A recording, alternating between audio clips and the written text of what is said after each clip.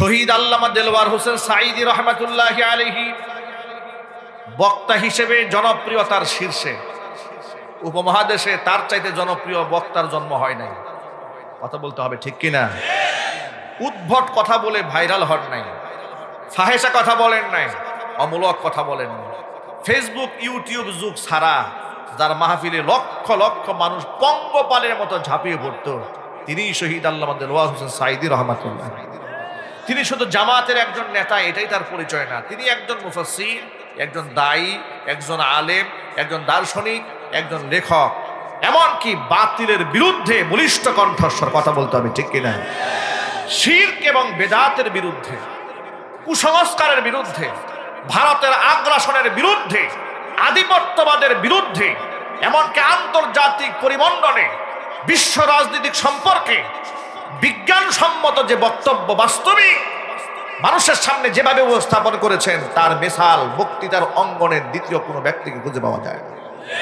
কথা ঠিক কিনা বলে? এমন একজন ব্যক্তিকে তারা বানিয়েছে রাজাকার, বানিয়েছিল নারী ধর্ষণকারী। এই সমস্ত মিথ্যা অজুহাত দেখাইয়া এই লোকটাকে 13টা বছর কোরআনের ময়দান থেকে দূরে সরিয়ে রেখেছে। সর্বশেষ এতেও এদের সহ্য হয় নাই, ভারতের রয়ের প্রেসক্রিপশনে চিকিৎসা দেওয়ার নামে হসপিটাল থেকে তাকে, কারাগার থেকে হসপিটালে আনা হলো। হাস্যজ্জ্বল একজন মানুষ, তারা ঘোষণা করলো তিনি মারা গেছেন। এই জাতি এত সহজে তার এই শাহাদাতকে ভুলবে না, ঠিক কিনা জুড়ে বলেন? এর একটা সঠিক তদন্ত হওয়া উচিত। তাকে কি করে মারা হয়েছে? তিনি কি স্বাভাবিক মৃত্যুবরণ করেছেন নাকি তাকে মারা হয়েছে? গোটা বিশ্ববাসীর দারুণ সন্দেহ আছে। কারণ যারা তাকে 13 বছর অকারণে বিনা কারণে মিথ্যা অপবাদ দিয়ে আটক রেখেছিল, তাদের উপর এই জাতির 0% আস্থা নাই। কথা ঠিক নেবে? ঠিক। ওরা মিথ্যাবাদী, ওরা জালেম, ওরা স্বৈরাচারী, ওরা গোটা জাতির দুশ্মন, ওরা ইসলামের দুশ্মন, স্বাধীনতা সার্বভৌমত্বের দুশ্মন।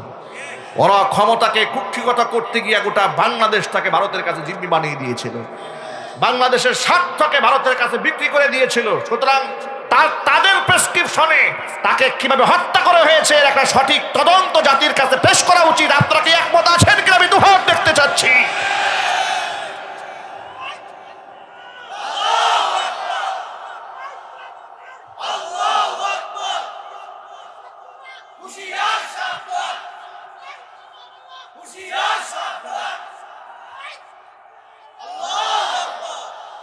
সুতরাং আমি যেটা বোঝাতে চেয়েছিলাম সেটা হলো, তিনি তো আল্লাহর কাছে সব সময় দোয়া করতেন, আল্লাহ তোমার পথে তুমি আমাকে শাহাদাতের মৃত্যু দান করো। হয়তোবা আল্লাহর কাছে তার দোয়াটা মঞ্জুর হয়েছে, ঠিক কিনা বলেন? আমি যেটা বোঝাতে চাই সেটা হলো, এই যে তার নামে যে এত প্রপাগান্ডা, এত কিছু বলা হলো, তাকে রাজাকার বলা হলো, রাষ্ট্রদ্রোহী বলা হলো, দেশদ্রোহী বলা হলো, 71 স্বাধীনতা বিরোধী বলা হলো, 300 নারীকে ধর্ষণ করেছেন। জোরে জোরে কর নাউজুবিল্লাহ। এত কথা বলার পরে তার প্রতি মানুষের ভালোবাসা কমে গেছে। এত আসতে বললেন, কমেছে না বেড়েছে? এটা আল্লাহ পাকের ওয়াদা, ইয়ারফাইল্লাহুল্লাযীনা আমানু মিনকুম ওয়াল্লাযীনা উতুল ইলমা দারাজাত। যাদেরকে ইলম দেওয়া হয়েছে এদেরকে অসম্মান করার জন্য দেওয়া হয়নি, এদেরকে সম্মান বৃদ্ধি করে দেওয়ার জন্য আল্লাহ পাক ইলম দান করেছেন। কোরআন মাজিদে আল্লাহ পাক অন্য আয়াতের মধ্যে বলেন, ইন্নাল্লাযীনা আমানু ওয়া আমিলুস সালিহাতি সায়াজআলু লাহুমুর রাহমানু উদ্দা। নিশ্চয় যারা ঈমান আনে এবং ভালো কাজ করে, অবশ্য অবশ্য আল্লাহ পাক মানুষের অন্তরে তাদের জন্য মুহাব্বত সৃষ্টি করে দেন। জোরে কোন সুবহানাল্লাহ। আলেম ওলামা তাদের অনেক সম্মান, অনেক মর্তবা, অনেক মর্যাদা। কোরআনের সাথে সংশ্লিষ্ট প্রতিটা ব্যক্তিকে আল্লাহ পাক মর্যাদার সুউচ্চ শিখরে স্থান করে দেন। সুতরাং আমরা যারা এখানে আছি, আমাদের স্বপ্ন দেখা উচিত আমাদের প্রত্যেকের ঘরে ঘরে একজন করে হলেও 30 পারা কোরআন হাফেজ যেন তৈরি হয়, ঠিক কিনা বলেন? একটা নিয়ত রাখা দরকার আছে না ভাই? স্বৈরাচারের আমলে ওরা আমাদের মাদ্রাসাগুলোকে বলতো এগুলো জঙ্গিবাদের কারখানা, বলে নাই? শুধু কি তাই, ওরা বলেছে এগুলা ব্যাঙের ছাতার মতো তৈরি হয়েছে, আগাছা। এগুলাকে নিয়ন্ত্রণে আনতে হবে। এমনকি সর্বশেষ যে কুলাঙ্গারটাকে তারা শিক্ষা মন্ত্রী বানিয়েছিল নওফেল, সে তো মোটামুটি বলেই ফেলেছিল যে যত্রতত্র মাদ্রাসা হওয়ার কারণে প্রাইমারি স্কুলে জনপ্রিয়তা কমে গেছে। আমি সেই সময় জবাব দিয়েছিলাম, যত্রতত্র মাদ্রাসা হওয়ার কারণে প্রাইমারি জনপ্রিয়তা কমে নাই, বরং তোমরা শিক্ষার নামে অশিক্ষার কুশিক্ষা সিলেবাস ভুক্ত করার কারণে, ক্ষুধাদ্রোহিতা ইসলাম বিদ্বেষীরা ঢুকে দেওয়ার কারণে, শিক্ষাঙ্গন থেকে ইসলাম বাদ দেওয়ার কারণে জনগণ তোমাদের কাছ থেকে মুখ ফিরিয়ে নিয়েছিল। ঠিক কিনা জোরে বলেন? প্রাইমারি লেভেলে জনপ্রিয়তা মাদ্রাসার জন্য কমে গেছে, এগুলা বলে বলে তারা মাদ্রাসাকে টার্গেটে রেখেছে। এমনকি সর্বশেষ কি কথাও বলেছিল, আর যদি 5টা বছর থাকতে পারতো কত হাজার মাদ্রাসা এই দেশে বন্ধ হতো, এটা আপনার টের পান নাই। ওরা কিন্তু ষড়যন্ত্র ম্যাপ করে ফেলেছিল। ওরা বলেছিল যে প্রতিটা মাদ্রাসার সরকারি রেজিস্টারভুক্ত থাকতে হবে, অনুমোদনহীন যত মাদ্রাসা আছে সব ক্লোজ করে দেবে। আরে বাবা, আমাকে আমার মাদ্রাসা আপনার রেজিস্টারভুক্ত হওয়ার দরকারটা কি? আমার মাদ্রাসার খরচ কি আপনি দেন? কথা বুঝেন? আমার মাদ্রাসার ছাত্ররা কি আপনার টাকায় চলে? আমার বিল্ডিংটা কি আপনার টাকায় হয়? যেখানে আপনার কোনো অনুদান নাই সেখানে আপনি নাক গলাতে আসেন কেন? এই অনধিকার চর্চা আপনাকে কে করতে বলেছে? কথা ঠিক নেবে ঠিক? ওরা চেয়েছিল কওমি মাদ্রাসাগুলোকে আলিয়া মাদ্রাসার মতো নাকের মধ্যে বসি লাগায় টানবে, যাতে করে আলিয়া মাদ্রাসা থেকে আদর্শ যেভাবে উঠিয়ে নেওয়া হয়েছে কওমি মাদ্রাসা থেকে যেন ওইভাবে আদর্শ উঠাই নেওয়া যায়। এত সহজ নয়। যারা ইসলাম নিয়ে ষড়যন্ত্র করেছে আল্লাহ পাক তাদেরকে জুতা পিটা করে ছেড়ে দিয়েছে। ১৫০০ বছর আগে আল্লাহর নবী সাল্লাল্লাহু আলাইহি সাল্লাম বলেছেন, আলেমদের এত সম্মান আর এত মর্যাদা। কোরআনে কারীম সূরা ফাতিরে ঘোষণা করেছেন, ইন্নামা ইয়াখশাল্লাহা মিন ইবাদিহিল উলামা। একমাত্র আমি আল্লাহর বান্দাদের মধ্যে একমাত্র আলেমরাই আমি আল্লাহকে সবচাইতে বেশি ভয় করে চলে। আলেমরা আল্লাহকে যত বেশি ভয় করে অন্য কেউ তত ভয় আল্লাহকে করে না। যার দরুন এই দুনিয়ার মধ্যে দেখতে পাবেন, ভাতের মধ্যে ধানের মধ্যে যেমন দুই একটা চিটা থাকতে পারে সেটা ভিন্ন কথা, সামগ্রিক অর্থে আলেমদের চাইতে স্বচ্ছ আর সুন্দর চরিত্রের মানুষ সমাজে খুঁজে পাওয়া যায় না। ঠিক না ভাই? ১০-১২ হাজার টাকা বেতন আপনারা দেন, অনেক জায়গাতে আরো কম। এরপরেও জিজ্ঞেস করে হুজুর কেমন আছেন, হাসি মুখে বলে আলহামদুলিল্লাহ বেশ ভালো আছি। আর এই সমস্ত সুদখোর, ঘুষখোর, লম্পট, বদমাশ, দুর্নীতিগ্রস্ত ব্যক্তি মাসে লক্ষ লক্ষ টাকা ইনকাম করে, জিজ্ঞেস করে ভাই আছেন কেমন, আর বলবো খুব পেরেশানিতে আছে। ঠিক না? ওদের পেরেশানি দূর হবে না, মৃত্যু পর্যন্ত পেরেশানি দূর হবে না। এটা আল্লাহ পাকের ওয়াদা আছে কোরআনে।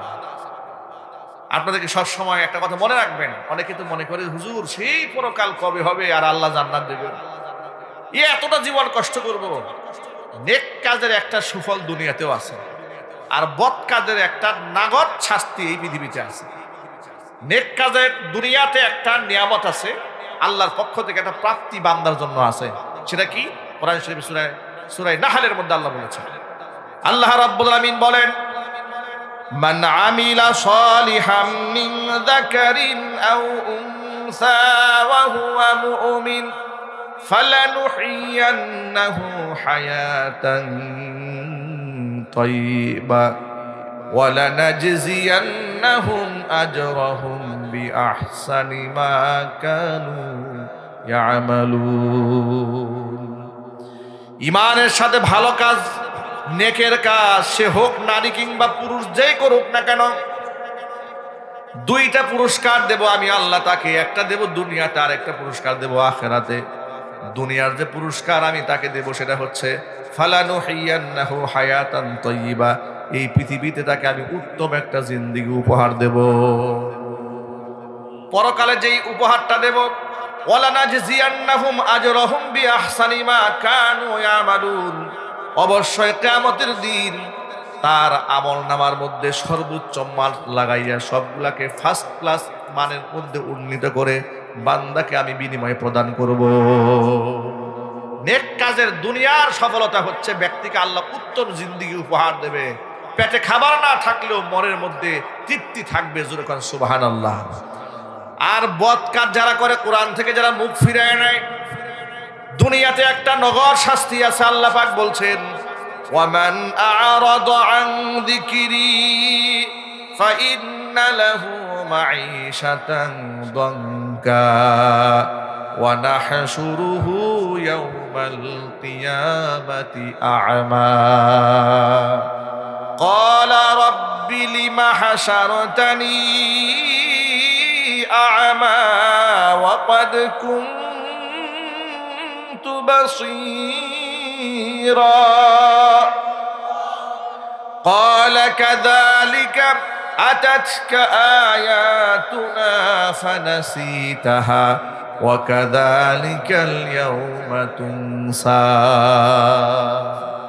আল্লাহ পাক বলেন, ওয়ামান আ'রাদা আন যিকরি আই কুরআনি, আমার কোরআন থেকে যারা মুখ ফিরায় নেবে, কোরআন বিমুখ জীবন যাপন যারা করতে চাবে, কোরআনকে বাদ দিয়ে যারা জীবন যাপন করতে চাবে, তাদের দুনিয়ার শাস্তি হচ্ছে ফাইন্না লাহু মাঈশাতান দানকা, তাদের জিন্দেগি আমি আল্লাহ সংকীর্ণ বানায় দেব। হাজার কোটি টাকার মালিক হওয়ার পর নিজেকে ফকির আর মিসকিনের মতো লাগবে তাদের কাছে।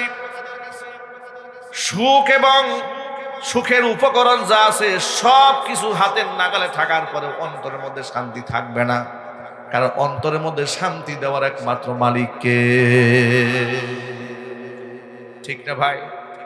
দুইয়িকাতিল আরদু বিমা রাহাবাত, প্রশস্ত পৃথিবী থাকার পরেও ওদের কাছে দুনিয়া হয়ে যাবে একেবারে সংকীর্ণ। দেখুন স্বৈরাচারী এই বাংলাদেশে কোরআন বিমুখ একটা রাষ্ট্র বানাতে চেয়েছিল, কথার আওয়াজ নাই, কথা ঠিক নেবে ঠিক। কোরআনের বিরুদ্ধে রাষ্ট্রকে দাঁড় করিয়ে দিয়েছিল, আলেমদের বিরুদ্ধে রাষ্ট্রকে দাঁড় করিয়ে দিয়েছিল, বিচার ব্যবস্থা কোরআনের বিরুদ্ধে দাঁড় করিয়ে দিয়েছিল, সংস্কৃতি কোরআনের বিরুদ্ধে দাঁড় করিয়ে দিয়েছিল। ঠিক কিনা বলেন? সংস্কৃতি যে কোরআনের বিরুদ্ধে দাঁড় করিয়ে দিয়েছিল তার একটা বড় প্রমাণ দেই, দেখবেন যত প্রকারের কুসংস্কার আছে, শিরকি কালচার আছে, রাষ্ট্রীয়ভাবে প্রমোট করা হতো, কিন্তু কোরআনের কালচারটাকে ষড়যন্ত্র করে দমায়ে দেওয়া হতো। এই যে বিশ্ব বেহায়া দিবস যখন আসে, একেবারে খুব হাক ডাক করে টেলিভিশনে প্রচার শুরু হয়, পত্র পত্রিকাতে প্রচার শুরু হয়, বিশ্ব ভালোবাসা দিবস, আমি নাম দিয়েছি বিশ্ব বেহায়া দিবস। কথা বলেন ঠিক কিনা? এগুলা মনে হয় সিরাজগঞ্জ এই জেলার এই উপজেলার লোকেরা জানে না মনে হয়, নাকি এদিকে লোকেরা এগুলো জানে নাকি? আল্লাহ এগুলো না জানায় রাখুক, জোরে করে আমিন। অনলাইন থাকার কারণে এখন গ্রামগঞ্জের লোকেরাই এত আপগ্রেড হয়েছে, এত তথ্য উপাত্ত সবার হাতে থাকে, একেবারে শহরের লোকেরা যা বুঝে গ্রামের অজপাড়া গায়ের লোকেরা তাই একই জিনিস জানে। ঠিক কিনা বলেন? পৃথিবী হাতের মুঠোয় চলে এসেছে। এর উপকারিতাও আছে, অপকারিতাও আছে।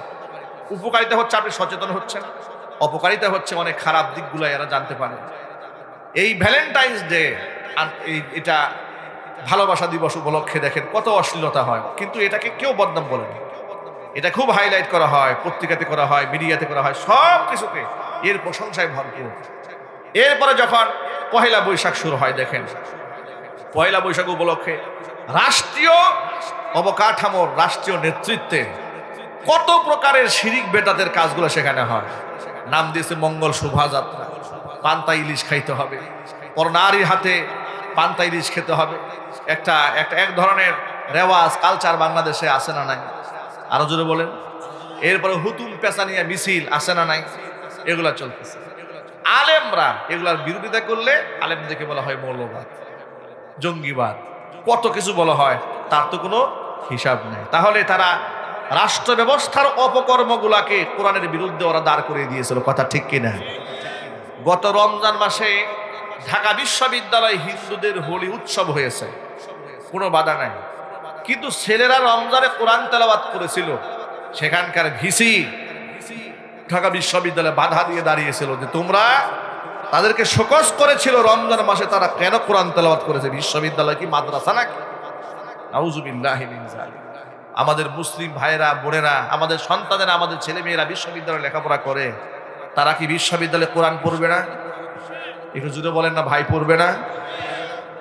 অথচ আপনারা একটু লক্ষ্য করে দেখেন, এখানে অনেক ইয়াং সচেতন যুবকরা আছেন। কথাটা একটু ডিপলি চিন্তা করে দেখেন, বিশ্ববিদ্যালয়ে প্রকাশ্যে গাঁজা সেবন করা হয়, কেউ বাধা দেয় না। নারী পুরুষ অবাধ মেলামেশা করে, ফ্রি মিক্সিং করে, বয়ফ্রেন্ড গার্লফ্রেন্ড, ঠিক কিনা জোরে বলেন, আছে না নাই? আজ পর্যন্ত কেউ বাধা দিয়েছে? এগুলাকে বাধা দেয়নি। জিন্সের প্যান্ট পরে গিয়েছে মেয়েটি, কেউ বাধা দেয় নাই। ফতুয়া পরে টি শার্ট পরে গিয়েছে, উড়না নাই গায়ে, কেউ বাধা দেয় না। এমনকি মেয়েরা এমনও কথা বলে, দেহ আমার, সিদ্ধান্ত আমার। নাউজুবিল্লাহি মিন যালিক। এরপরেও কোনো সুশীল নামক কুলাঙ্গারেরা এগুলার বিরুদ্ধে কোনো কথা বলে না। পক্ষান্তরে একটা মেয়ে বোরকা পরে গেছে, হাত মোজা পরে গিয়েছে, পা মোজা পরে গিয়েছে, গোয়েন্দা লাগিয়ে দেওয়া হয়েছে, নাকি কোনো জঙ্গি সংগঠনের সাথে সম্পর্ক আছে নাকি, শুরু হয়ে গেল। নামাজ কেন পড়ে? জঙ্গি টঙ্গি করে নাকি? আবার নামাজ পড়ে কেন? কোরআন তেলাওয়াত করে কেন? নামাজ কেন পড়ে? পর্দা কেন করে? পর্দার বিরুদ্ধে এত বেশি বদনাম, হিজাবের বিরুদ্ধে ষড়যন্ত্র। বিভিন্ন সময় আপনারা শুনতে পেয়েছেন, হিজাব পরার কারণে ছাত্রীকে স্কুল থেকে বের করে দিয়েছে। হিজাব পরে ইন্টারভিউ দিতে গিয়েছে, ইন্টারভিউ নেওয়া হয় নাই, মুখ খুলতে বলেছে। কথা বলেন ঠিক কিনা বলেন? এই যে অনইসলামকে ইসলামের বিরুদ্ধে দাঁড় করে দেওয়া হয়েছে, মানে ইসলামের কাজগুলাকে তারা অপছন্দ করেছে, কিন্তু অনইসলামিক কর্মকাণ্ডকে খুব বাহবা দিয়েছে, ঠিক না ভাই?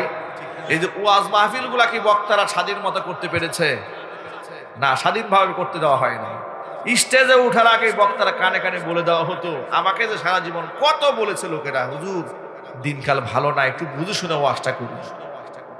আবার অনেক সময় স্লিপ দিয়েছে, অনেক সময় সামনে থেকে মাইক কেড়ে নিয়েছে, অনেক সময় বক্তাকে স্টেজে রেখে হাতের মধ্যে মাইক্রোফোন নিয়ে বক্তাকে শাসন করেছে, শাসিয়েছে। লম্পট এবং বদমাশেরা প্রেসক্রিপশন দিত, হুজুররা কি ওয়াজ করবে। কথা ঠিক কিনা বলে?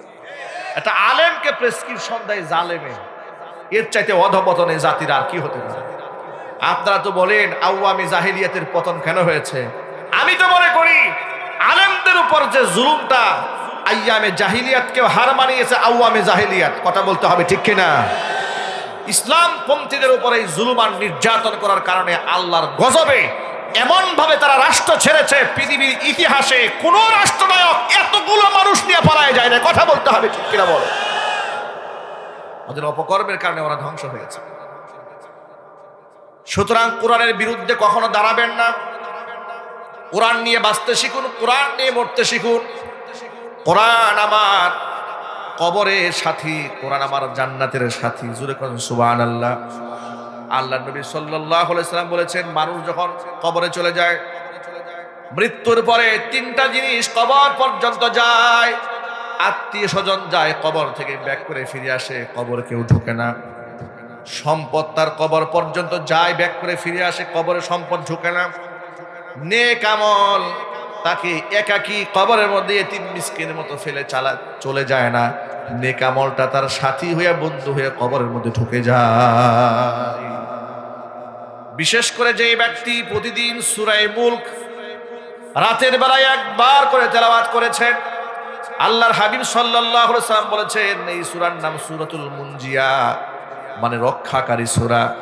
যে ব্যক্তি প্রতিদিন একবার করে সূরা মুলক তেলাওয়াত করে, কবরে শুয়ে দেওয়ার পরে সূরা মুলকটা একটা পাখির সূরত ধারণ করে মৃত ব্যক্তির বুকের মধ্যে বসে যাবে, দুইটা ডানা দিয়ে ঝাপটা দিয়ে লাশটাকে আটকায় রাখবে। জোরে কোন আল্লাহু আকবার। এমন ভাবে ঘুম পাড়ায় দেবে, কিয়ামত পর্যন্ত তার ঘুম ভাঙবে না। ফেরেশতারা প্রশ্ন করতে আসলে সূরা মুলক তার সকল প্রশ্নের জবাব দিয়ে দিবে। এই সূরাটা আমরা নিয়মিত পাঠ করবো, আমরা বলি ইনশাআল্লাহ। সবাই বলেন না ভাই ইনশাআল্লাহ? আল্লাহ যেন কবুল করেন, জোরে কোন আমিন।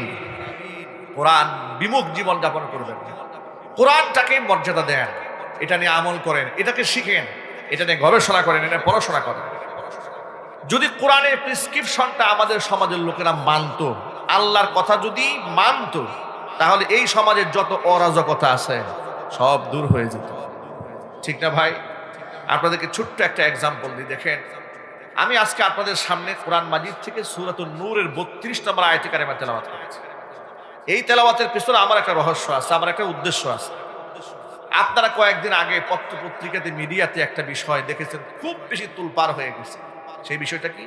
11 বছরের একটা মেয়ে মোহাম্মদপুর থেকে হারিয়ে গেছে। এই সংবাদটা আপনারা অনেকেই পেয়েছেন, ঠিক না?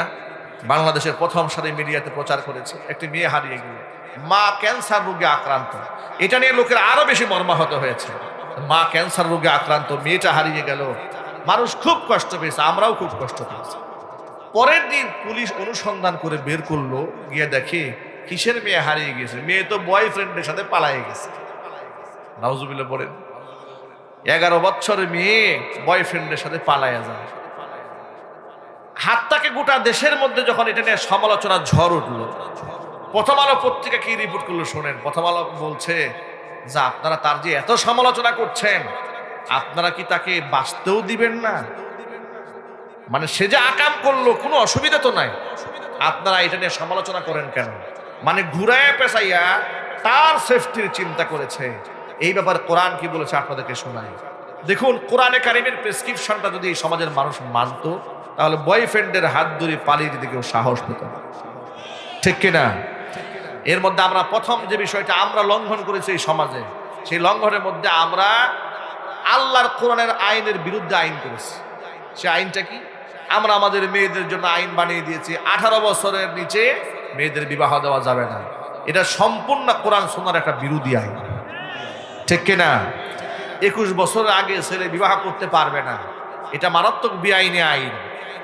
আপনি দেখেন যে সমস্ত ছেলেমেয়েরা প্রেম করে, তারা কি সব 30-এর কোঠায় গিয়ে প্রেম করে না? কি মনে হয়? বাল্য বিবাহের নামে আপনারা শরীয়তের পবিত্র বন্ধন নিকাহকে আপনারা বন্ধ করে দিয়েছেন, কত জায়গার মধ্যে নিষেধাজ্ঞা দিয়েছেন, রেড অ্যালার্ট জারি করেছেন, কিন্তু বাল্য প্রেম নিয়ে আপনাদের মাথা ব্যথা নাই কেন? কথা বলে না। বাল্য প্রেম নিয়ে এই দেশের বুদ্ধিজীবীদের কোনো কথা আছে? এদেশের নারীবাদীদের কোনো বক্তব্য আছে? বরং বাল্য প্রেমকে তারা উস্কায় দেয়। কি বলে শোনেন, 2019 সালে সাভারে একটি মেয়ের বিবাহ হচ্ছে, তাদের ভাষায় সে উপযুক্ত হয় না, কারণ বয়স 18-র নিচে। দায়িত্বশীল প্রশাসনের লোকেরা চলে গেল। ভিডিওটা আপনারা অনেকে দেখেছেন সোশ্যাল মিডিয়াতে। মহিলা বলছে যে আচ্ছা, ওই ছোট মেয়েটাকে বলছে, তোমার যে বিবাহ হচ্ছে তোমার বাপ্পা দিচ্ছে, জোরপূর্বক দিচ্ছে নাকি? বলে না না, আমি তো বিবাহিত রাজি আছি। তুমি জানো না তোমার বয়স তো 18 হয় নাই। বলে ছেলেটা যেহেতু আমাকে পছন্দ করে, আমিও ছেলেকে পছন্দ করি, যে দুই পরিবার মিলে আমাদের বিবাহ দিচ্ছে। কত সুন্দর কথা। এই ক্ষেত্রে ওই ভদ্র মহিলা বলে, পছন্দ যেহেতু আছে তো তোমার জন্য সে অপেক্ষা করবে তোমার 18 বছর হওয়ার আগ পর্যন্ত, আর এই পর্যন্ত তোমরা লাইলি মজনুর মতো প্রেম করবে। দেখছেন কি সুন্দর রাস্তা দেখাই দিচ্ছে। মানে বিবাহ করে তোমরা পবিত্র হালাল সম্পর্ক গড়বে কেন? বিবাহ না করে তোমরা জিনা ব্যভিচার করো, এতে কোনো অসুবিধা নেই। নাউজুবিল্লাহি মিন যালিক। এই ধরনের জুলম এবং শরীয়ত বিরোধী আইন এগুলো বাংলাদেশে আছে, এগুলো সংস্কার হওয়ার দরকার আছে না নাই? আরো জোরে বলেন। সুতরাং বিবাহের ক্ষেত্রে কঠোরতা অবলম্বন না করে জিনা ব্যভিচারের ক্ষেত্রে, অবৈধ প্রেম ভালোবাসার ক্ষেত্রে সরকারকে কঠোর হওয়া উচিত। যারা ইসলামে আইন আছে, ইসলামের এই ব্যাপারে আইন বড় মারাত্মক। এই যে প্রথম আলো সিনফিরি দেখাইলো এই নষ্টা মেয়েটির জন্য, এই মেয়েটি কি যে নষ্টা ভ্রষ্টা, এ থেকে আপনাদের কোনো সন্দেহ আছে? সন্দেহ। আপনি তার ব্যাপারে কেন সিনফিরি দেখাতে গেলেন? কোরআন কি বলেছে শোনেন। কোরআন বলেছে, আয-যানিয়াতু ওয়াজ-যানি ফাজলিদু কুল্লা ওয়াহিদিম মিনহুমা মিআতা জালদা। জেনাকার নারী পুরুষ অবিবাহিত যদি হয়, প্রমাণ পাওয়া গেছে, নারীকেও 100 বেত্রাঘাত করো, পুরুষটাকেও 100 বেত্রাঘাত করো। এই বেত্রাঘাতটা করতে হবে প্রকাশ্য দিবালোকে। আর এটা মারতে গিয়া তাদের প্রতি, ওই জেনাকার নারী পুরুষের প্রতি মনের মধ্যে যেন মায়া উদ্রেক না হয়। হুকুমকার, জোরে বলেন না হুকুমকার। একটা ঘটনা যদি বাংলাদেশে করায় দেওয়া যেত, আল্লাহর কসম করে বলি, পার্কের মধ্যে যে অবৈধ প্রেম ভালোবাসা হয়, সিনেমা হলে, থিয়েটারে, মদের বারে যে সমস্ত অবৈধ জিনা ব্যভিচার হয়, যদি এগুলো আইন করে বাস্তবায়ন করা হয়, এই সমস্ত অবৈধ জিনা ব্যভিচারের দরজা বন্ধ হয়ে যাবে। এই জন্য বিবাহটাকে সহজ করতে হবে। বিবাহ সহজ করার হুকুম দিয়েছেন স্বয়ং আল্লাহ রাব্বুল আলামিন।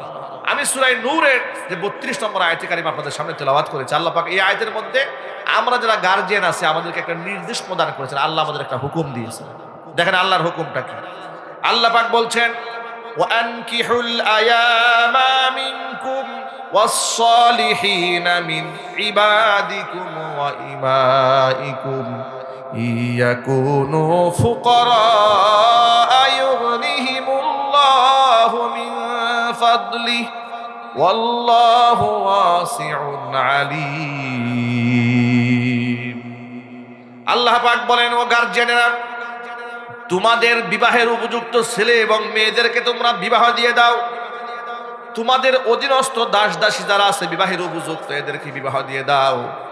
ইয়াকুনু ফুকারা, তোমার ছেলেকে বিবাহ দেওয়ার সময়, বিবাহ করাবার সময় তোমার যদি মনে হয় ওদের অর্থনৈতিক অবস্থা একটু দুর্বল, তাই বলে বিবাহকে পিছায় দিও না, এমন কথা বলো না। নিজের পায়ে আগে ভালো করে বেটা দাঁড়ায় নি। আছে না নাই? আমাদের সমাজে এই কথাটা খুব চলে, নিজের পায়ে দাঁড়ায় নি। ঠিক না? নিজের পায়ে দাঁড়ায় নি, কেন তোর ইনকাম কম কিংবা ইনকাম না, এগুলো বলবেন না। আপনার যদি সামর্থ্য থাকে আপনার ছেলেকে আপনি উপযুক্ত সময় বিবাহ করান। ইয়াকুনু ফুকারা, আল্লাহ বলছেন এদের যদি অর্থনৈতিকভাবে এরা স্বাবলম্বী নাও থাকে, দুর্বল যদি থাকে, দরিদ্রও যদি থাকে, বিবাহের পরে ইউগনিহিমুল্লাহু মিন ফাদলিহি, বিবাহ করার কারণে আমি আপন মেহেরবানিতে এদেরকে সচ্ছল বানায় দেব। এটা কে বলেছেন জোরে বলেন তো ভাই? আল্লাহ বললেন বিবাহ করলে আমি সচ্ছল বানায় দেব, ধনী বানায় দেব। সুতরাং বিবাহ বিলম্ব করার মধ্যে কোনো ফজিলত নাই, কোনো লাভ নাই, বরং এর মধ্যে ক্ষতি আর ক্ষতি। মনে করেন আপনি বিবাহ করলেন 40-45 বছর বয়সে গিয়ে, এরপর আপনার একটা বাচ্চা হলো, ধরেন এটা একটা কাল্পনিক গল্প, ধরেন কি বুড়া বয়সের লোকেরা বিবাহ করে না ইদানিং? কথা বলেন, বিবাহ কি পিছায় রাখছে? মানে উনি ডাক্তারি, ইঞ্জিনিয়ারিং, লয়ারি, ব্যারিস্টারি, প্রফেসরি পড়তে পড়তে পড়তে পড়তে যৌবন শেষ, মোটামুটি বয়স হয়ে যাচ্ছে, এখন তাকে বিবাহ করলো না। বিবাহ করার পর তার একটা বাচ্চা হয়েছে, এই বাচ্চা নিয়ে রাস্তা দিয়ে হেরে যাচ্ছে, মনে করছে লোকেরা মনে করছে দাদাই নাতি নিয়ে যাচ্ছে। ঠিক না? কি মারাত্মক একটা লাঞ্ছনা বলেন তো। এরপরে 40 ঊর্ধ্ব বয়স যখন মানুষের হয়, তখন আস্তে আস্তে মেজাজের মধ্যে একটা বার্ধক্য আসতে থাকে, খিটখিটে হয়। যখন খুব জোর আওয়াজে আপনার সন্তানকে একটা ডাক দেওয়া উচিত, ডাক্তার আগে বলে দিছে আপনার কিন্তু বয়স হয়ে গেছে, হার্টের কিন্তু সমস্যা আছে, জোরে ডাক দিয়ে না, বেচারা কি বিপদে আসে। এরপরে বাচ্চারা একটু এদিক সেদিক করছে, তখন বাচ্চা তো খুব বিরক্ত করে। বাচ্চাদের বিরক্তি বরদাস্ত করার মতো একটা বয়স আছে, ঠিক না? কিন্তু আপনি যখন বুড়ো হয়ে গেছেন তখন তো মেজাজ এমনি খিটখিটে মেজাজ। এই জন্য দেখবেন যে খুব বুড়া যেগুলো আছে এগুলা বাচ্চাদের দুষ্টামি খুব একটা সহ্য করতে পারে না। মসজিদে নামাজে গিয়ে ছোট গুলো আবার একটা দৌড় দেয়, এমন ধমক বুড়াই দেয় যে বাচ্চার দুষ্টমিতে নামাজ যদি দুইজনে নষ্ট হয়েছে, বুড়ার ধমকে মসজিদে মুসল্লি সব নামাজ শেষ। কথা ঠিক কিনা বলেন? এটা আমাদের দেখা এক্সপিরিয়েন্স থেকে বলছি, অভিজ্ঞতা থেকে বলছি, তাজিরাবা থেকে বলছি। ছোট্ট বাচ্চারা মসজিদে গেছে, দৌড়দৌড়ি করেছে, এমন ভাবে মুরব্বী চিৎকার দেওয়া শুরু করছে, এই বাচ্চা কার, কার ছেলে, শুরু হয়ে গেছে। ওনার ধমকে এই বাচ্চার ডিস্টার্ব হয়েছিল দুইজনের, আর এই চাচামিয়ার চিল্লানিতে ডিস্টার্ব হয়েছে সব মুসল্লিদের। মেজাজ খিটখিটে হয়ে গেছে। আপনি বুড়া বয়সে সন্তান নেবেন, সন্তান বিরক্ত হবে, আর ওর বিরক্তিতে আপনার মাথা যাবে নষ্ট হয়ে, শুধু ক্ষতি আর ক্ষতি, ক্ষতি আর ক্ষতি। আপনি বিবাহের মজাই পাবেন না, স্বাদটাও পাবেন না, গেল এক। এরপরে এই সন্তানদেরকে ভরণ পোষণ দিয়ে মানুষ বানানো করতে হবে না, লেখাপড়া করাতে হবে না। আপনি এদেরকে বড় করতে করতে আপনার নিজের ডেট এক্সপায়ার হয়ে গেছে, ঠিক কিনা? অবস্থা খারাপ হয়ে গেল। তাহলে বিবাহের ক্ষতি বিলম্ব করলে ক্ষতির কোনো শেষ নাই, আর যদি বিবাহ আর্লি করেন এর মধ্যে উপকারিতার কোনো শেষ নাই। সুবহানাল্লাহ। নবী করিম সাল্লাল্লাহু আলাইহি সাল্লাম তার মেয়ের জামাই হযরত আলীকে ডেকে বলেন, আলী, ইয়া আলী, সালাসুন লা তুআখিরহা, তিনটা কাজে বিলম্ব করবে। এক নাম্বার হচ্ছে সালাতু ইযা আনাত, নামাজের ওয়াক্ত হয়ে গেলে নামাজ পড়তে বিলম্ব করবে না। দুই নাম্বার ওয়াল জানাজাতু ইযা হাদরাত, জানাজা নামাজ যদি হাজির হয়ে যায় তাহলে জানাজা পড়তে বিলম্ব করবে না। তিন নাম্বার ওয়াল আইয়িমু ইযা ওয়াজাদতা লাহা কুফুয়ান, বিবাহের উপযুক্ত মেয়ের জন্য যদি তার উপযুক্ত পাত্র পেয়ে যাও তাহলে সেই ক্ষেত্রে বিবাহ দিতেও তোমরা বিলম্ব করবে না। এই তিনটা কাজ বিলম্ব করা যাবে না। আর এই ক্ষেত্রে প্রাধান্য দিতে হবে দ্বীনকে, ইসলামকে। সৌন্দর্যতাকে প্রাধান্য দেওয়া যাবে না, টাকা পয়সাকে প্রাধান্য দেওয়া যাবে না, দুনিয়াকে প্রাধান্য দেওয়া যাবে না।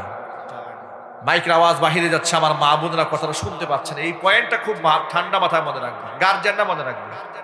আল্লাহর নবী বলেন, তুনকাহুল মারআতুলি আরবাইন, চারটা গুণ দেখে মেয়েদের বিবাহ দেওয়া হয়, করানো হয়। এক নাম্বার হচ্ছে লি জামালিহা, তার সৌন্দর্যতা দেখে। 2 নাম্বার ওয়ালি মালিহা, তার সম্পদ দেখে। 3 নাম্বার ওয়ালি হাসাবিহা, তার বংশ দেখে। 4 নাম্বার ওয়ালি দীনিহা, তার ধার্মিকতা দেখে।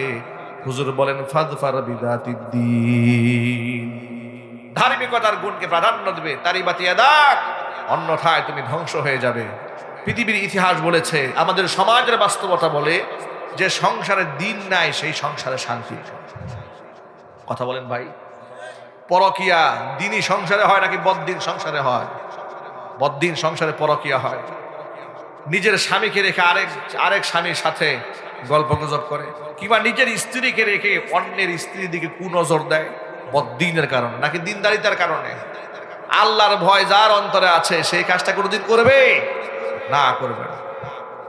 আল্লাহর দ্বীনকে, ধার্মিকতার গুণকে সবার আগে প্রাধান্য দিবেন, ছেলে বিবাহ করার ক্ষেত্রে কিংবা মেয়েকে বিবাহ দেওয়ার ক্ষেত্রে। এ কথা যেন মনে থাকে, আল্লাহ পাক মনে রাখার তৌফিক দান করেন, জোরে কোন আমিন। ছোট্ট একটা ঘটনা শুনে আপনাদেরকে খুব সহজে বুঝতে পারবেন। বাহ্যিকভাবে অনেক সময় মনে হয় এটা আমার সাথে যাচ্ছে না, আমার খুব একটা চয়েস হচ্ছে না, এরকম মনে হবে। কিন্তু দ্বীন যেখানে থাকবে সেখানে সবার আগে ধর্মকে প্রাধান্য দিতে হবে, বলেন ইনশাআল্লাহ। আল্লাহর হাবিবের সাহাবী হযরত জুলাইবিব রাদিয়াল্লাহু তাআলা আনহু দেখতে কালো মানুষ ছিলেন, খাটো মানুষ ছিলেন। রাসূল পাক সাল্লাল্লাহু আলাইহি ওয়াসাল্লামের সামনে একদিন এলেন, এসে বলছেন, ইয়া রাসূলুল্লাহ, ইয়া হাবিবাল্লাহ, আমার মতো কালো মানুষ যদি আমি জান্নাতে যাই, আল্লাহ কি আমাকে হুর দিবে নাকি জান্নাতি হুর? নবীজি বুঝতে পারলেন, মনোভাবটা বুঝতে পেরেছেন। হুজুর বললেন, হাল্লা তাতাজাওয়াজিয়া জুলাইবিব, জুলাইবিব তুমি বিবাহ করো না কেন?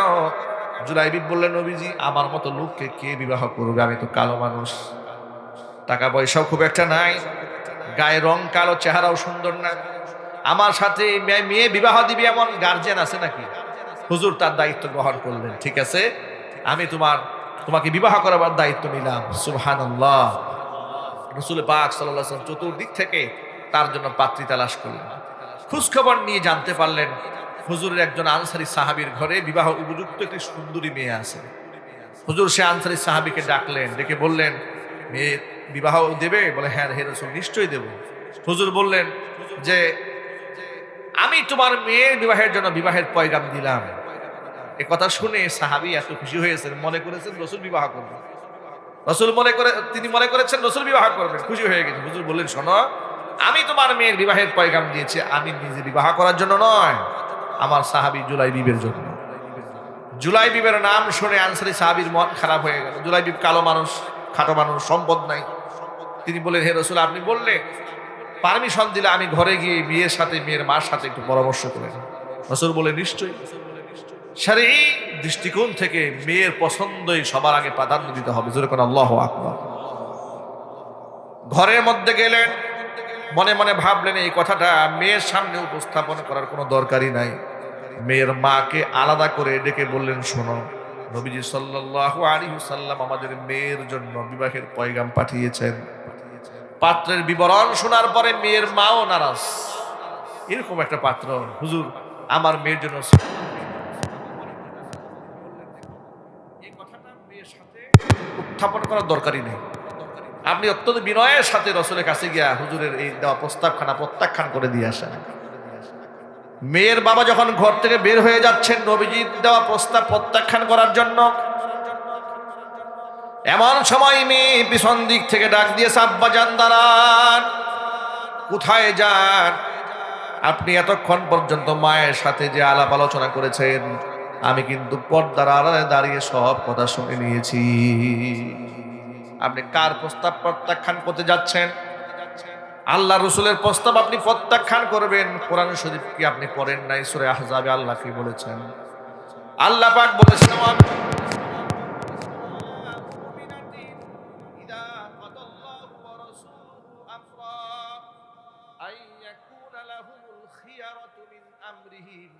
ومن يعص الله ورسوله فقد ضل ضلالا مبينا।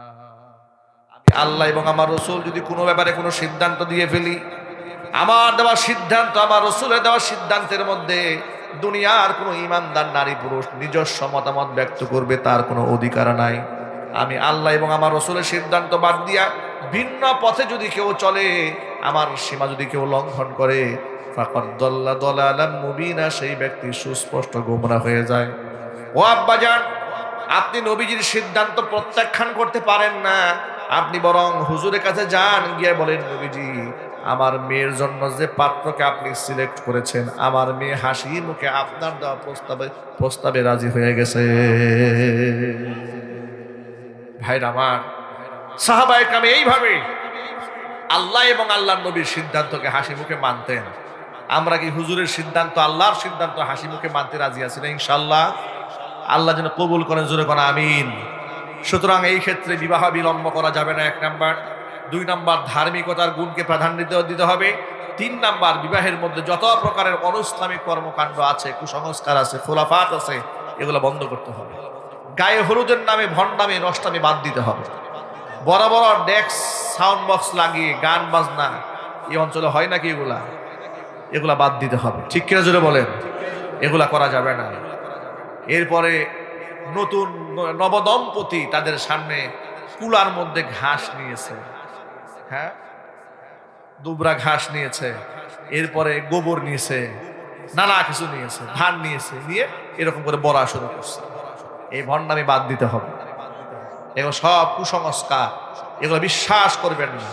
এগুলোর প্রতি বিশ্বাস করলে ঈমান নষ্ট হয়ে যাবে, বরবাদ হয়ে যাবে। যৌতুক প্রথাকে না করতে হবে। এই এলাকায় মানুষ যৌতুক নাই নাকি বিবাহ করার সময়? সিস্টেম আছে না? এটা ইয়াং জেনারেশন যারা, তাদের খুব শক্ত হাতে এটাকে দমন করতে হবে। এটা বড় মারাত্মক সামাজিক ব্যাধি। আপনি তো যৌতুক নিয়ে খুব খুশিতে বিবাহ করতেছেন, বাবা আপনি একদিন বাবা হন, ঠিক কিনা বলেন? আপনি মেয়ের বাবা হবেন, মেয়ের বাবা হওয়ার যন্ত্রণা সেদিন আপনি বুঝতে পারবেন, কিন্তু ওই সময় আপনার বুঝে কোনো লাভ হবে না। সমাজের মধ্যে ইসলামকে এস্টাবলিশ করেন, আপনি সম্মানিত হবেন, আপনার পরিবারের সদস্যরা সম্মানিত হবে। আর বিবাহ পাত্রী দেখার মধ্যে আমাদের বাংলাদেশে একটা নির্লজ্জ বেহায়াপনা আছে। 10-12 জনে যায়, এরপরে মেয়েটাকে সবার সামনে আনে, এরপরে নানাবিধ প্রশ্ন করে, একটু সূরা ফাতিহা শোনাও, একটু দুরূদ শরীফ শোনাও, এটা শোনাও, সেটা শোনাও। আপনি যে সূরা ফাতিহা তার কাছ থেকে শুনতে চাচ্ছেন, উনি যদি এখন পাল্টা আপনারা বলে আপনিও সূরা ফাতিহা শোনান, কথা বলেন। যে ছেলে নিজে সূরা ফাতিহা জানে না, তার যে মেয়েটাকে দেখতে গেছে তাকে নতুন করে জিজ্ঞেস করার অধিকার নাই, হক নাই যে তুমি সূরা ফাতিহা জানো কি, ঠিক কিনা বলেন? তুমি সূরা ফাতিহা নিজে জানো না, আরেকজনকে জিজ্ঞেস করলে কেন? কথা ঠিক কিনা বলেন? আপনি বলবেন যে আমি তো ভালোটা চাই, তো ওই মেয়েটাও তো ভালোটা চাচ্ছে, ওই মেয়েও তো খুব ভালো একজন যিনি ভালো কোরআন পড়তে জানেন এরকম চাচ্ছেন, তা আপনি বিড়ি খুঁজে ওনার কাছে সূরা ফাতিহা শুনতে চাইলেন, নিজেকে ভালো হয়ে যান। কথা ঠিক কিনা বলেন? আমি দেশ বিদেশে ওয়াজ করি, লোকেরা অনেক সময় আমাদের কাছের বন্ধু বান্ধবরা বলে হুজুর আপনার সাথে কত দুনিয়ার মানুষের সম্পর্ক, আমার জন্য একটা দিনদার পাত্রীর সন্ধান দেবেন, একেবারে তাহাজ্জুদ গুজারে, রাবিয়া বুসরি, হাত মোজা পা মোজা পরে, উনি আবার নামাজ পড়েন, যিনি এটা বলে উনি আবার নামাজ পড়েন। মানে উনি চান 16 আনা, ওনার মধ্যে নাই 4 আনা, ঠিক কিনা বলেন? আপনি 16 আনা চাইতে গেলে আপনার মধ্যে তো 14 আনা 12 আনা থাকা উচিত, ঠিক কিনা বলেন? সুতরাং আল্লাহ রাব্বুল আলামিন আমাদেরকে কথাগুলো বুঝার তৌফিক দান করেন। যৌতুক নিয়ে কি আর বিবাহ করবেন? কারা কারা করবেন না হাত দেখি তো, ভালো করে তুলেন না একটু দেখি। হ্যাঁ, মুরব্বীরাও তুলছেন, নিয়ত ভালো। হ্যাঁ, আল্লাহ কবুল করেন, হাত নামান। মুরব্বীরা হাত তুলেছেন এই নিয়তে যে আমরা আমাদের ছেলে মেয়েদেরকে এই পথার মধ্যে আনবো না, ঠিক কিনা বলেন? আর ইয়াংরা তুলেছেন সহি নিয়তে বিবাহ করার জন্য। আল্লাহ তাআলা আমার যুবক ভাইদেরকে দিনদার, পরহেজগার, মুত্তাকি স্ত্রী দান করেন, সকলে জোরে কোন আমিন। ধার্মিকতার গুণকে আল্লাহ তাআলা প্রাধান্য দান করেন। আমি 5 মিনিটের মধ্যে, যেহেতু মাদ্রাসার মাহফিল, আমি একটা রুমাল পাঠিয়ে দিচ্ছি। আপনারা মা বোনদের প্যান্ডেলে যে সমস্ত মায়েরা বোনেরা আছেন, ভাই রুমালটা পাঠিয়ে দেন। বিসমিল্লাহ বলে সকলে যে যা পারেন আপনার দানের মধ্যে শামিল হন। আল্লাহ রাব্বুল আলামিন সকলের দানকে কবুল করেন, মঞ্জুর করেন, সকলে জোরে কোন আমিন। ভাই রুমালটা পাঠিয়ে দেন, মেহেরবানি করে পাঠিয়ে দেন, আর জিকির করেন লা